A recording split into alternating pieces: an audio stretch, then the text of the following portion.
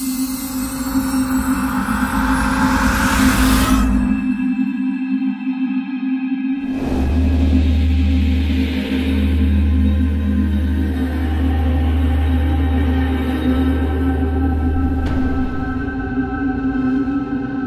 ciel nocturne, un miroir de nos âmes. Lorsque nous levons les yeux vers ce vaste océan d'étoiles, nous ne voyons pas seulement des points lumineux dans l'obscurité. Nous voyons des histoires, des mythes et des rêves qui ont traversé les âges. Depuis des millénaires, l'homme lève les yeux vers le ciel nocturne, fasciné par la danse des étoiles. Les anciens observateurs du ciel, avec leurs instruments rudimentaires, ont commencé à cartographier les constellations, à noter les mouvements des planètes et à chercher des signes dans les cieux. Ces lumières scintillantes, lointaines et mystérieuses ont toujours suscité en lui un mélange de crainte et de fascination. Chaque étoile, chaque constellation semblait raconter une histoire, une légende qui se transmettait de génération en génération. L'immensité de l'univers, avec ses constellations et ses planètes, nous invite à un voyage introspectif. En contemplant ces vastes étendues, nous sommes amenés à réfléchir sur notre propre existence, notre place dans l'univers et le sens de notre vie. Un voyage à la recherche de notre place dans le cosmos et du sens de notre existence. Les anciens navigateurs utilisaient les étoiles pour se guider à travers les océans, reliant ainsi les cieux à la terre et nous rappelant que nous faisons partie d'un tout plus grand. L'astrologie naît de cette quête de sens, de ce désir de comprendre le lien invisible qui nous unit au cosmos. En étudiant les mouvements des astres, les anciens astrologues cherchaient à déchiffrer les messages cachés dans les cieux, à comprendre les influences célestes sur notre vie quotidienne. Observant le mouvement des astres, nos ancêtres ont perçu des correspondances entre les événements célestes et les événements terrestres. Ils ont vu dans les éclipses, les comètes et les alignements planétaires des présages, des signes avant-coureurs, des changements à venir. Ils ont vu dans le ciel un miroir reflétant les rythmes de la vie, de la naissance à la mort et les cycles de la nature. Chaque phase de la Lune, chaque saison, était perçue comme une partie d'un grand cycle cosmique, un reflet des rythmes naturels de la vie sur Terre. L'astrologie nous propose ainsi une lecture symbolique du ciel, un langage ancestral qui nous parle de nous-mêmes, de nos potentialités et de notre chemin de vie. Les signes du zodiaque, les maisons astrologiques et les aspects planétaires sont autant de symboles qui nous aident à mieux comprendre notre personnalité et notre destinée. Elles nous invitent à nous interroger sur notre relation au cosmos et à explorer les mystères de notre existence. En méditant sous un ciel étoilé, nous pouvons ressentir cette connexion profonde avec l'univers, cette sensation d'appartenir à quelque chose de plus grand que nous. L'astrologie n'est pas une science exacte, mais une discipline symbolique qui nous invite à la réflexion et à l'introspection. Elle nous offre des outils pour explorer notre psyché, pour comprendre nos motivations profondes et pour trouver un sens à notre vie. Elle nous rappelle que nous faisons partie d'un tout, lié au rythme de l'univers. En observant les étoiles, nous pouvons trouver des réponses à nos questions les plus profondes et découvrir notre place dans le grand schéma cosmique.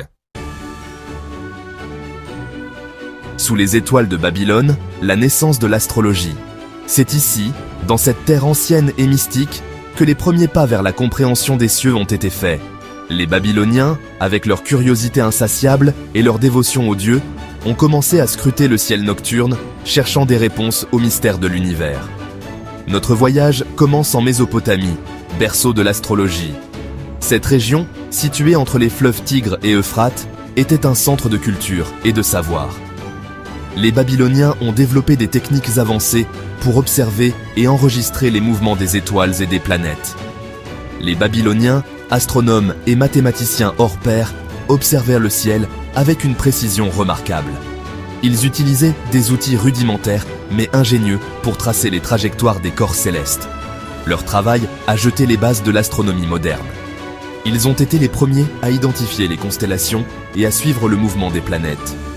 En observant les cycles réguliers des étoiles et des planètes, ils ont pu prédire des événements célestes avec une précision étonnante pour leur époque. Pour ces savants, le ciel était bien plus qu'un simple décor. Chaque étoile, chaque planète avait une signification particulière. Ils croyaient que les dieux communiquaient avec eux à travers les mouvements célestes. Il était le livre ouvert des dieux, révélant leur volonté et leurs desseins. Les Babyloniens pensaient que les événements célestes étaient des messages divins, des signes à interpréter pour comprendre le futur. les prêtres astrologues babyloniens consignaient leurs observations sur des tablettes d'argile, créant ainsi les premières éphémérides. Ces tablettes, gravées de symboles cunéiformes, sont parmi les plus anciens documents astronomiques connus. Ces documents précieux témoignent de leur connaissance approfondie du ciel et de leur capacité à prédire les éclipses et autres phénomènes célestes. Ils ont également enregistré des événements tels que les conjonctions planétaires et les apparitions de comètes. Ils interprétaient ces événements comme des signes divins, annonciateurs de bons ou de mauvais présages pour le roi et le royaume. Les prêtres astrologues jouaient un rôle crucial dans la prise de décisions politiques et militaires en conseillant les souverains sur la base de leurs observations célestes. L'astrologie babylonienne était avant tout une astrologie mondiale, centrée sur le destin des nations et des souverains. Les Babyloniens croyaient que les mouvements des étoiles et des planètes influençaient directement les affaires humaines, et ils utilisaient cette connaissance pour guider leurs actions. Elle a jeté les bases de l'astrologie que nous connaissons aujourd'hui en établissant un lien entre les mouvements célestes et les événements terrestres. L'héritage des Babyloniens perdure et leur influence se fait encore sentir dans l'astrologie moderne, qui continue de fasciner et d'intriguer des millions de personnes à travers le monde. L'héritage grec, la philosophie céleste. La Grèce antique, berceau de la pensée occidentale, a toujours été fascinée par les mystères du ciel et de l'univers. Les philosophes grecs, avec leur soif insatiable de connaissances, ont cherché à comprendre les lois qui régissent le cosmos. Au VIe siècle avant Jésus-Christ, l'astrologie babylonienne se propage vers l'ouest, portée par les vents du commerce et des échanges culturels. Les Babyloniens, maîtres de l'observation céleste, ont développé des techniques sophistiquées pour suivre les mouvements des étoiles et des planètes. Elles rencontrent en Grèce un terreau fertile, nourri par la philosophie naissante. Les Grecs, curieux et ouverts aux idées nouvelles, adoptent rapidement ces connaissances et les intègrent à leur propre vision du monde. Les échanges entre les deux cultures enrichissent la pensée grecque et ouvrent de nouvelles perspectives. Les penseurs grecs, avides de comprendre l'ordre du monde, intègrent l'astrologie à leur vision cosmologique. Ils voient dans les étoiles et les planètes des signes et des symboles, des clés pour déchiffrer les mystères de l'univers. L'astrologie devient ainsi une partie intégrante de la philosophie grecque. Pythagore, célèbre mathématicien et philosophe, voit dans les nombres et les rapports harmonieux la clé de l'univers. Pour lui, tout dans l'univers est régi par des lois mathématiques et des proportions harmonieuses. Il développe la théorie des nombres et explore les relations entre la musique et les mathématiques. Il perçoit la musique des sphères, une harmonie céleste inaudible à l'oreille humaine, mais perceptible par l'intellect. Cette idée d'une harmonie universelle influence profondément la pensée grecque et inspire de nombreux philosophes et scientifiques. Platon, dans son dialogue de Timée, décrit un cosmos ordonné où les astres, animés d'un mouvement circulaire parfait, influencent le monde sublunaire. Pour Platon, l'univers est une œuvre d'art divine, où chaque élément a sa place et son rôle. C'est avec Ptolémée, au IIe siècle après Jésus-Christ, que l'astrologie grecque atteint son apogée. Ptolémée, astronome et astrologue, compile et systématise les connaissances de son époque dans son ouvrage monumental, le Tétrabiblos. Son ouvrage, le Tétrabiblos, deviendra la référence incontournable pour les astrologues des siècles durant.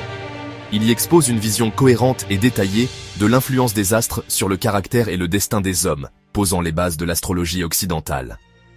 Ptolémée systématise les connaissances astrologiques de son époque et propose une vision cohérente de l'influence des astres sur le caractère et le destin des hommes. Son travail marque une étape cruciale dans l'histoire de l'astrologie, influençant des générations de penseurs et de scientifiques. Section 4. L'âge d'or de l'astrologie, le Moyen-Orient éclairé. Après la chute de l'Empire romain, l'Europe sombre, dans une période de troubles et d'obscurantisme. L'astrologie, jugée suspecte par l'Église chrétienne, est reléguée au rang de superstition. Mais elle connaît un nouvel essor au Moyen-Orient, grâce à l'essor de la civilisation islamique. Les savants arabes, héritiers des Grecs, traduisent, étudient et enrichissent les textes astrologiques antiques. Ils développent de nouveaux instruments d'observation et perfectionnent les calculs astronomiques.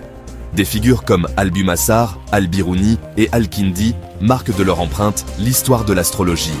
L'astrologie est alors omniprésente dans la vie intellectuelle et sociale du monde musulman. On la retrouve à la cour des califes, dans les universités et même dans la médecine. Les médecins arabes considèrent en effet l'astrologie comme un outil précieux pour établir les diagnostics et déterminer les traitements.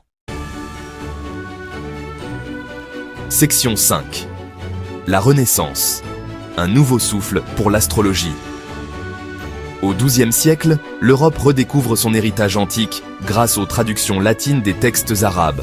L'astrologie, débarrassée de ses connotations païennes, connaît un regain d'intérêt auprès des savants et des princes. Elle est enseignée dans les universités aux côtés de l'astronomie et de la médecine. Des figures emblématiques de la Renaissance, comme Marcille Ficin, Pic de la Mirandole et Nostradamus, s'intéressent de près à l'astrologie. Ils y voient un outil de connaissance de soi et du monde, en accord avec la vision humaniste de l'époque.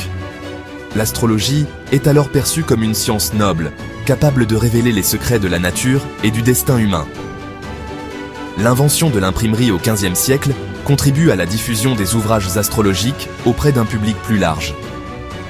L'astrologie irrigue alors tous les domaines de la société, de la politique à la littérature, en passant par l'art. Au XVIIIe siècle, avec l'avènement de la science et de la rationalité, l'astrologie commence à perdre de son prestige. Les esprits éclairés de l'époque se tournent vers des explications plus scientifiques du monde qui les entoure. Les avancées en astronomie, portées par des figures emblématiques comme Galilée et Kepler, repoussent les limites de notre compréhension du cosmos. Les télescopes modernes nous permettent de voir plus loin que jamais auparavant. On se dit alors que l'astrologie va disparaître, reléguée au rang de superstition obsolète. Les sceptiques s'allient sont nombreux et la science semble triompher. Mais, étonnamment, ce n'est pas le cas. Contre toute attente, l'astrologie trouve des moyens de se réinventer et de rester pertinente. Au XXe siècle, l'astrologie connaît un regain de popularité. Les horoscopes deviennent un phénomène de masse, apparaissant dans les journaux et captivant l'imagination du public. Les horoscopes se retrouvent dans les journaux et tout le monde commence à s'y intéresser à nouveau. C'est une véritable renaissance pour l'astrologie, qui s'invite dans les foyers du monde entier. Des figures influentes comme Carl Gustav Jung s'intéressent même aux liens entre astrologie, psychologie et inconscient collectif. Cette approche donne une nouvelle profondeur à l'astrologie, la liant à des concepts psychologiques modernes. Et aujourd'hui, dans notre monde hyper connecté, l'astrologie est littéralement partout. Elle a su s'adapter aux nouvelles technologies et aux modes de communication contemporains. Des applications mobiles aux réseaux sociaux, elle s'adapte à l'ère numérique, séduisant une nouvelle génération en quête de sens. Les jeunes utilisent des applications pour consulter leurs horoscopes quotidiens et partager leurs découvertes astrologiques en ligne. Vous voyez, l'astrologie n'a jamais été aussi accessible. En quelques clics, on peut accéder à une mine d'informations astrologiques, adaptées à nos besoins et à nos questions personnelles. Alors, que retenir de cette aventure à travers le temps? L'astrologie a traversé les âges, s'adaptant et évoluant avec les sociétés et les technologies. Malgré les avancées scientifiques et les changements de société, l'astrologie a su évoluer et s'adapter. Elle a trouvé des moyens de rester pertinente et de continuer à fasciner. Des prêtres babyloniens aux algorithmes modernes, elle a traversé les âges, évoluant avec les civilisations et les technologies. Chaque époque a apporté sa propre interprétation et ses propres outils pour explorer les mystères des étoiles. Qu'elle soit considérée comme une science, une croyance ou simplement un outil de réflexion, l'astrologie nous rappelle que depuis toujours, l'humanité cherche un lien avec les étoiles. Ce lien est une quête de sens, une recherche de notre place dans l'univers. Et si, finalement, ce lien nous révélait autant sur le cosmos que sur nous-mêmes? Peut-être que l'astrologie nous aide à mieux nous comprendre, à travers le prisme des étoiles. Merci d'avoir suivi cette série sur l'astrologie. Nous espérons que vous avez apprécié ce voyage à travers le temps et les étoiles.